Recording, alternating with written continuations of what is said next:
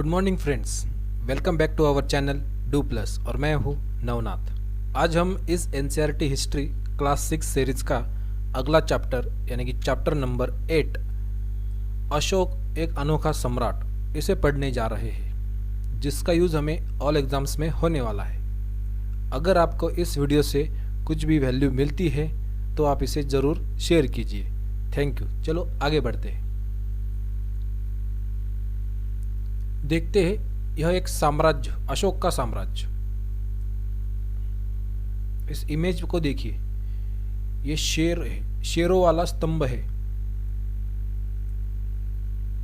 शीर्ष स्तंभ है, यानी एक स्तंभ था, उसके शीर्ष पर ये आकृति बनाई गई है। अशोक जिस साम्राज्य पर शासन करता था वो लगभग 2300 साल पहले उनके दादाजी यानी कि चंद्रगुप्त मौर्य ने चाणक्य की मदद से स्थापित किया था।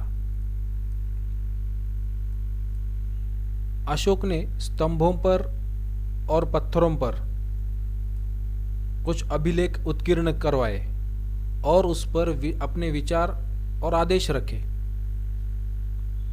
ये देखिए, 4 शेरों वाला शीर्ष स्तंभ ये सारनाथ में है, सारनाथ यूपी में। अब देखते साम्राज्य की, अशोक की साम्राज्य की राजधानी पाटलिपुत्र तो थी, उज्जैन भी थी और तक्षशिला इस जैसे प्रमुख नगर थे।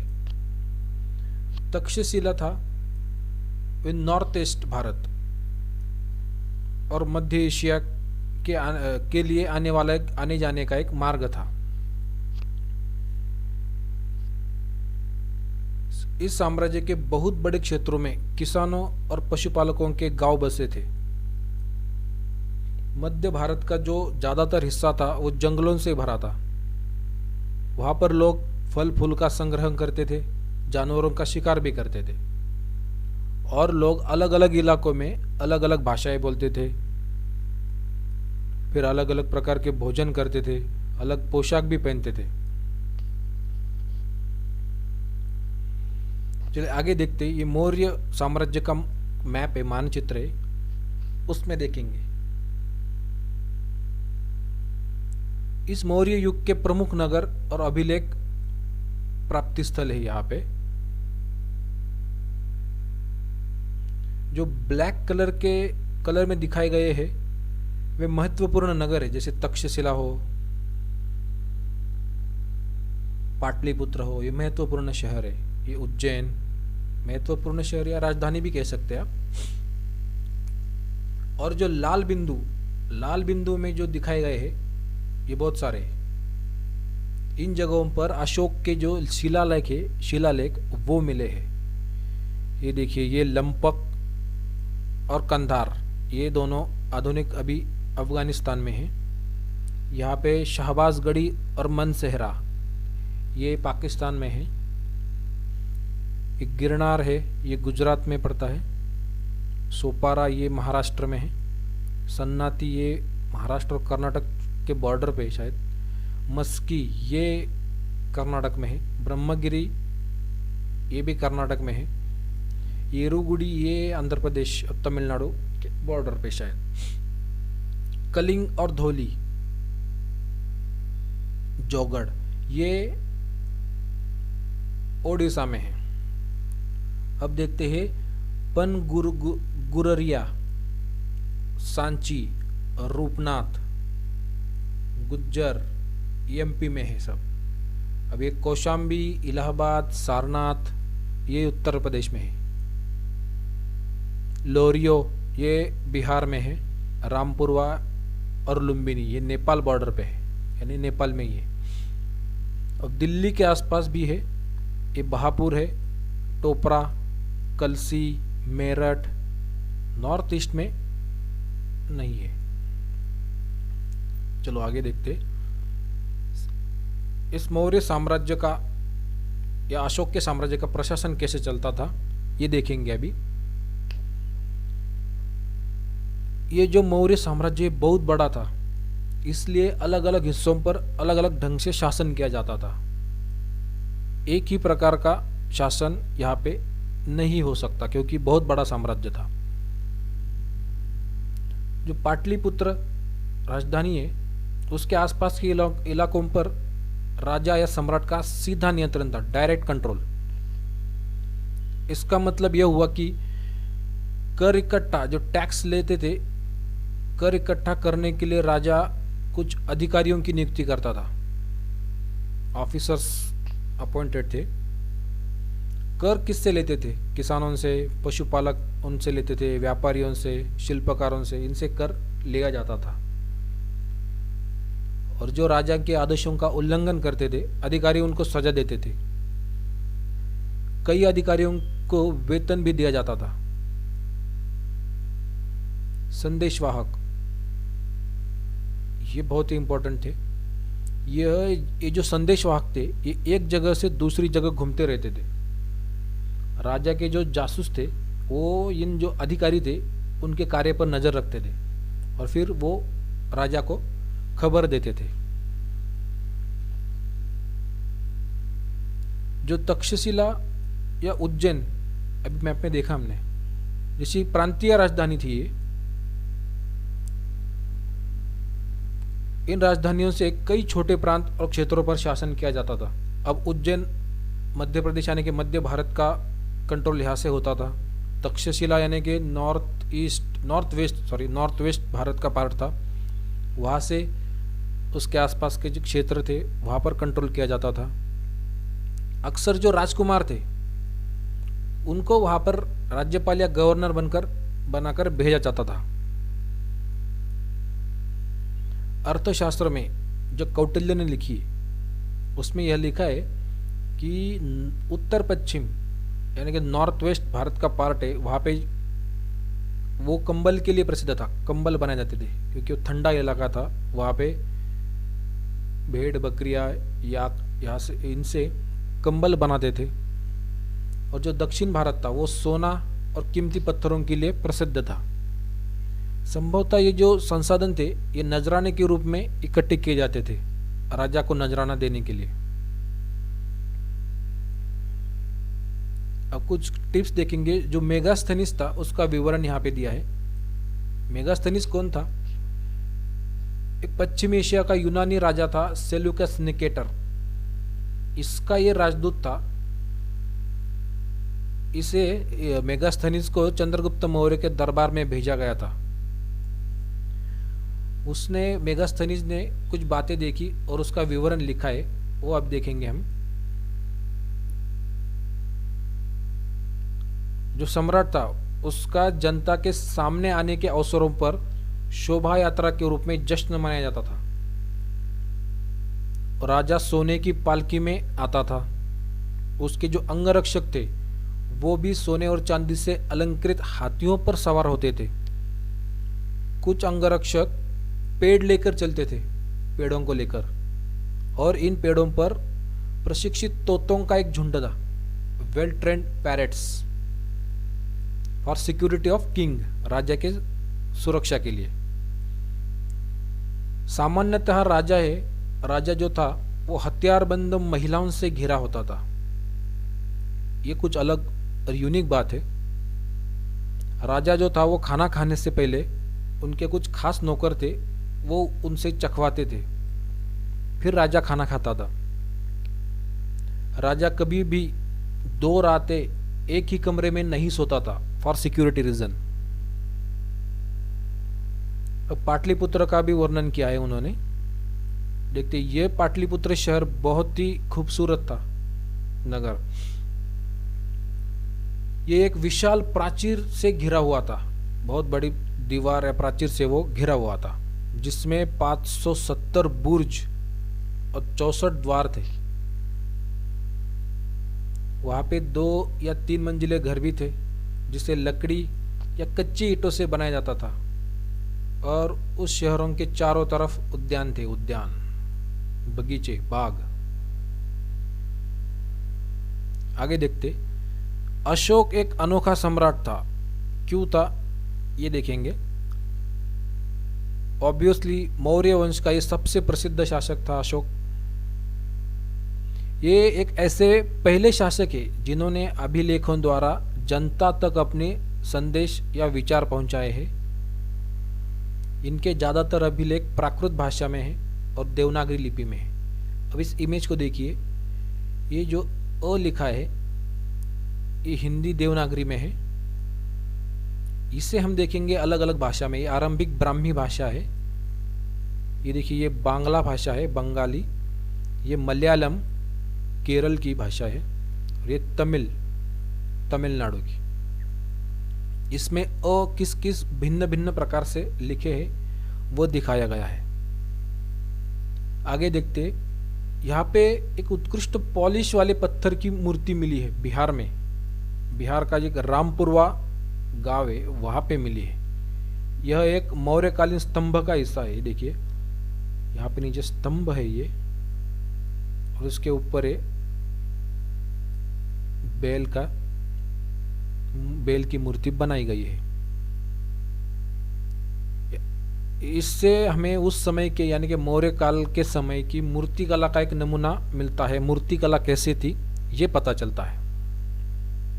चलिए आगे देखते, अशोक का धम्म, यानी कि अशोक ने धम्म के बारे में क्या कहा ये देखेंगे हम। उनका अशोक का मानना था कि देवता की पूजा या किसी कर्म कांड की आवश्यकता नहीं थी।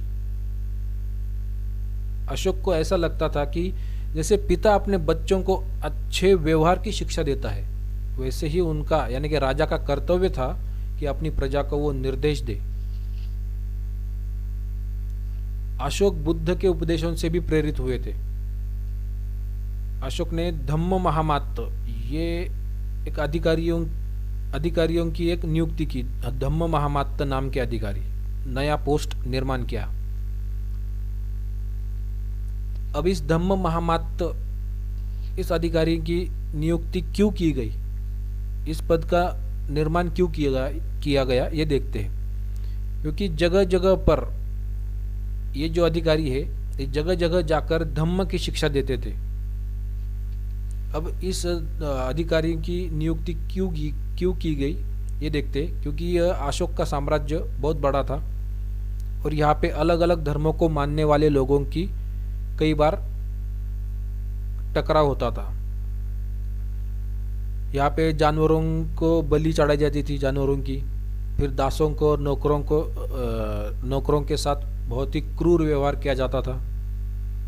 परिवार और पड़ोसी आपस में झगड़ते थे। इसलिए इस धम्म महामात्त नामक अधिकारी की नियुक्ति की गई थी। अब इस धम्म विचारों को प्रसारित करने के लिए अशोक ने सीरिया, ये देखिए मैप में आप देख सकते हैं सीरिया यहाँ पे हो सकता है। देखिए अब ये पुराना मैप है, आधुनिक मैप नहीं है। सीरिया, मिस्र यानी कि इजिप्ट यानी कि ये यहाँ पे हो सकता है, बहुत बड़ा इजिप्ट।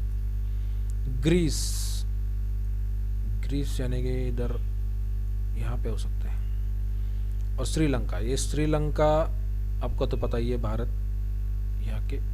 यहाँ से नीचे थोड़ा सा ये डॉट दिख रहा है, मैप में देख सकते हैं आप। यहाँ पर भी दूत भेजे थे जो धम्म विचारों को प्रसारित करे। अशोक ने क्या क्या किया था अपने कालखंड में देखते हैं। उसने सड़कें बनवाई, कुएं खुदवाए, विश्राम गृह भी बनवाए, और मनुष्यों को और जानवरों की चिकित्सा, मेडिकल व्यवस्था उस टाइम में की, उसकी व्यवस्था भी की थी। इसमें खास बात है जानवरों की भी चिकित्सा व्यवस्था की थी। अब आगे देखते, टिप है एक, प्रजा के लिए अशोक का क्या संदेश था ये देखते हैं अभी। अपने दासों को और नौकरों से अच्छा व्यवहार करना, संदेश में यह था। बड़ों का आदर करना, फिर सभी जीवों पर दया करना, और ब्राह्मणों को और श्रमणों को दान देना, यह था संदेश में। वो संदेश कैसे लिखते थे? अभिलेखों द्वारा।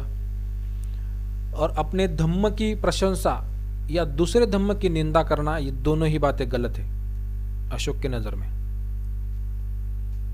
उस अशोक का कहना था कि किसी दूसरे धर्म का अनादर नहीं करना चाहिए, या हर किसी को अपने धर्म और दूसरे धर्म का भी आदर करना चाहिए। आगे देखते। अब हम अन्यत्र भारत के व्यतिरिक्त और दुनिया में क्या चल रहा था देखते हैं, जिसका उदाहरण हम चीन का ले रहे हैं। यहाँ पे इस इमेज को देखिए, ये चीन की जग प्रसिद्ध दीवार है, देख सकते हैं आप। लगभग 2400 वर्ष पहले, यानी कि मौर्य साम्राज्य के उभरने से थोड़ा सा पहले, इस दीवार, ये देखिए दीवार है चीन की, निर्माण शुरू हुआ था इस दीवार का। अब ये दीवार क्यों बनाई गई, इसका उद्देश्य क्या था, ये देखते हैं। उत्तरी जो सीमा थी चीन की, उत्तरी सीमा के जो पशुपालक थे, उनसे अपनी प्रजा की रक्षा करने के लिए ये ऊंची ऊंची दीवारें बनाई गई। इस दीवार का जो निर्माण कार्य लगभग 2000 सालों तक चलता रहा। ऐसा क्यों?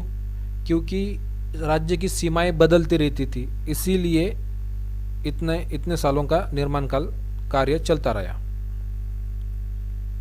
अब देखते, ये जो दीवार है इसकी लंबाई थी 6400 किलोमीटर लंबी है। इसे पत्थर और ईंटों से और पत्थर से बनाया गया है। देखो ये ईंटें दिख रही है और पत्थर भी है, ये देखिए पत्थर है। यहाँ की और एक खास बात है, हर 100 या 200 मीटर पर निगरानी के लिए बुर्ज बनवाए गए हैं। देखिए ये बुर्ज है यहाँ पे, ये देखिए यहाँ पे दिख रहे हैं, यहाँ पे शायद आगे भी होंगे। चलो आगे देखते। कुछ इंपॉर्टेंट तिथियां हैं। एक ही तिथि है, 2300 साल पहले मौर्य साम्राज्य की शुरुआत हुई थी। यहाँ पे और कुछ टिप्स है, वो देखेंगे। लगभग 2200 वर्ष पहले, यानी कि 200 ईसा पूर्व, मौर्य साम्राज्य का पतन हुआ और इसके स्थान पर कुछ अन्य राजाओं का उदय हुआ। जैसे कि हम देखते हैं, हिंद यवन राजा, इनका शासन था। इनका जो शासन था वो नॉर्थ वेस्ट, यानी कि उत्तर पश्चिमी भारत, और नॉर्थ भारत यानी कि उत्तरी भारत के कुछ भागों पर करीब 100 सालों तक उनका शासन चलता रहा। फिर उनके बाद आए शक। ये मध्य एशियाई लोग थे। इनका शासन नॉर्थ वेस्ट, उत्तर भारत और पश्चिमी भारत पर था। इनके कुछ राज्य 500 वर्षों तक टिके रहे। बाद में गुप्तों ने इन्हें हराया। जो गुप्त शासक आए बाद में, उन्होंने इन शक राजाओं को हराया। फिर आ गए कुषाण। लगभग 2000 साल पहले इन्होंने शासन किया। कश्मीर इनका महत्वपूर्ण शहर था। फिर आ गए शुंग। शुंग तो यही के थे जो चंद्रगुप्त मौर्य के दरबार में सेनानायक थे।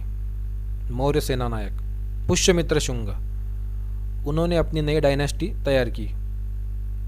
इनका राज्य उत्तर तथा मध्य भारत के कुछ इलाकों में स्थापित था। फिर कण्व आए। शुंगों के बाद कण्व और कुछ अन्य वंश का शासन चला था, जो अभी देखा हमने शुंग। फिर मध्य भारत में सातवाहन और वाकाटक। लगभग 2100 साल और 1700 साल के इनके बीच, यानी कि 100 ईस्वी पूर्व और 300 ईस्वी सन, इनके बीच इन दोनों का शासन चला। ये सातवाहन जो थे राजा, ये 400 सालों तक इनका शासन टिका रहा। और जो वाकाटक थे, ये मध्य और पश्चिमी भारत में भी इनका शासन था। अब देखते आगे दक्षिण भारत में किन किन राजाओं का शासन था। ये चोल, चेर और पांड्य, इन तीनों ने दक्षिण भारत में, यानी कि तमिलनाडु, केरल और थोड़ा तमिलनाडु के ऊपर का भाग, यहाँ पे इन चोल, चेर और पांड्य, इनका शासन था। लगभग 2200 से 1800 साल पूर्व के बीच, यानी कि 200 ईसा और 200 ईस्वी सन, इनका शासन चला। फिर उनके बाद पल्लव और चालुक्य आए। लगभग 1500 साल पहले, यानी कि ईस्वी सन 500 तक इनका शासन चला। ईस्वी सन इसके अलावा और बहुत कुछ परिवर्तन भी हो रहे थे, जैसे कि सामान्य जो स्त्री पुरुष थे उनका भी महत्वपूर्ण योगदान था।